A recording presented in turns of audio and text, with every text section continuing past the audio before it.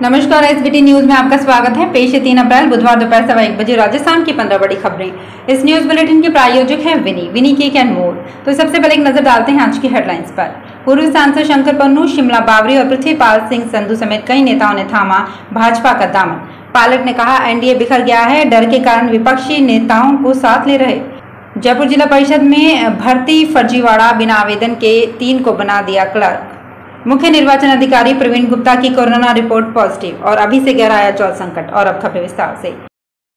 चुनावी रण के बीच भाजपा का कुनबे में बढ़ोतरी का दौर लगातार जारी है। आज जयपुर में पूर्व सांसद शंकर पन्नू, पूर्व विधायक जेपी चंदेलिया, पूर्व विधायक नंदकिशोर मौर्य, पूर्व विधायक शिमला बावरी, कांग्रेस के नहरी क्षेत्र के बड़े नेता रहे पृथ्वीपाल सिंह संधू समेत प्रमुख नेताओं ने बीजेपी ज्वाइन कर ली। उन्होंने सह प्रभारी विजय राहटकर, अरुण चतुर्वेदी की मौजूदगी में पार्टी की सदस्यता ग्रहण की। इस दौरान इस अवसर पर नारायण पंचौरिया, श्रवण सिंह बगड़ी समेत प्रमुख बीजेपी नेता मौजूद रहे।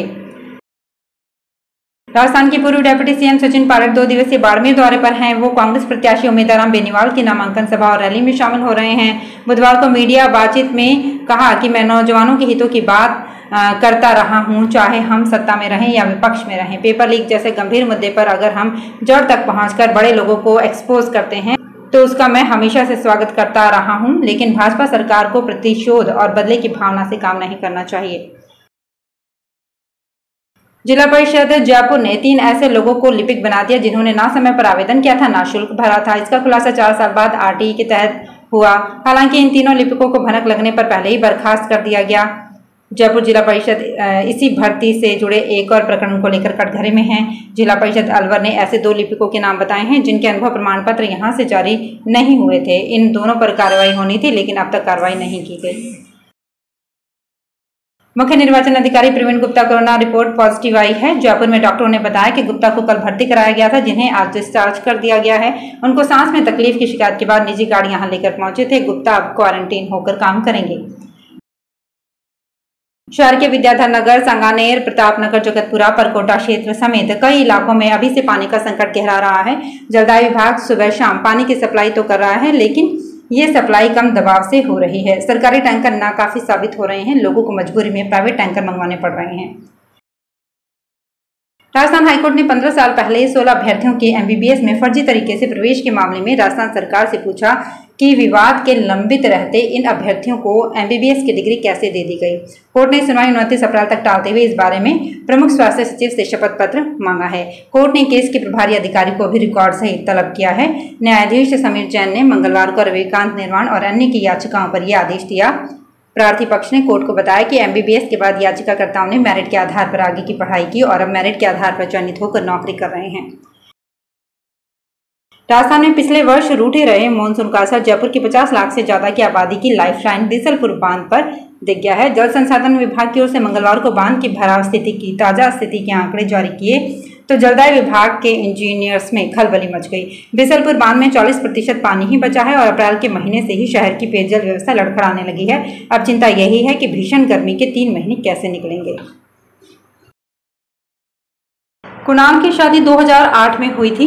2012 में उनके बेटे का जन्म हुआ। वे 2015 से अपनी पत्नी के साथ नहीं रह रहे हैं। उनके बेटे की कस्टडी उनकी पत्नी को मिली हुई है। दिल्ली हाईकोर्ट ने मशहूर शेफ कुणाल कपूर को तलाक की इजाजत दे दी है। जस्टिस सुरेश कुमार कैत और जस्टिस नीना बंसल कृष्णा की डिवीजन बेंच ने मंगलवार को शेफ कुणाल को पत्नी की क्रूरता के आधार पर तलाक की याचिका मंजूर की।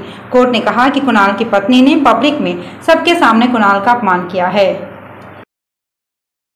झुंझुनू के जिला परिवहन विभाग में 1 अप्रैल से लाइसेंस और आरसी को लेकर नई व्यवस्था शुरू हो गई है। विभाग अब सिर्फ ईआरसी और ईडीएल ही जारी कर रहा है।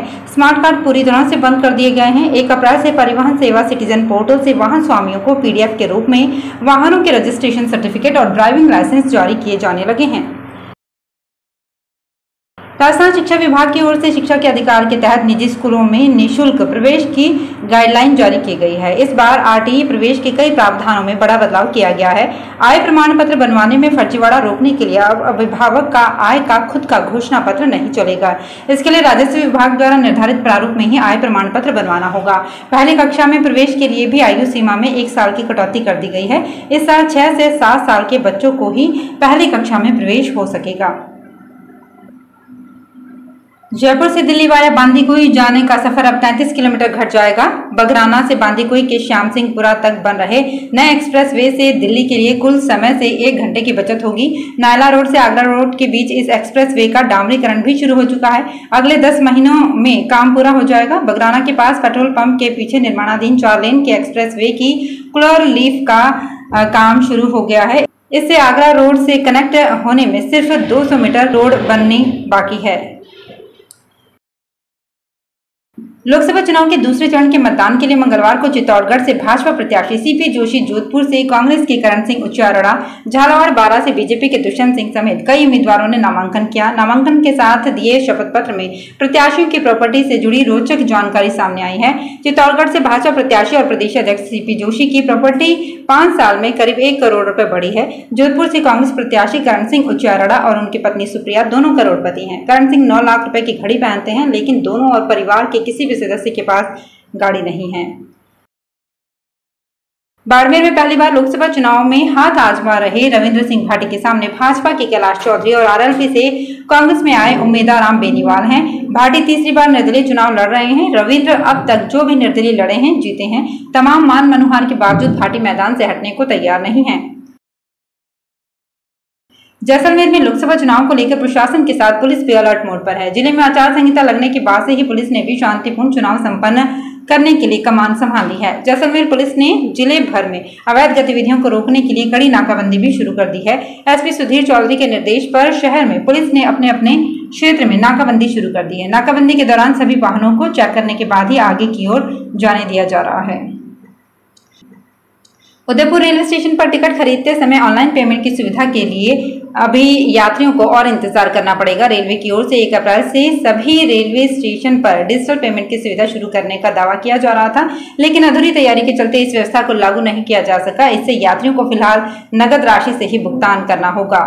अजमेर मंडल के सीनियर डीसीएम सुनील मेहला ने बताया कि 31 मार्च तक सभी स्टेशन पर क्यूआर कोड चस्पा करने का टारगेट था। इसके लिए centre for railway information system की तरफ से काउंटर्स पर डिजिटल पेमेंट के लिए क्यूआर कोड जनरेट किया जाना है, लेकिन क्रिस की ओर से ये प्रक्रिया पूरी नहीं हो पाई, इसलिए अभी सुविधा शुरू नहीं हो पाएगी।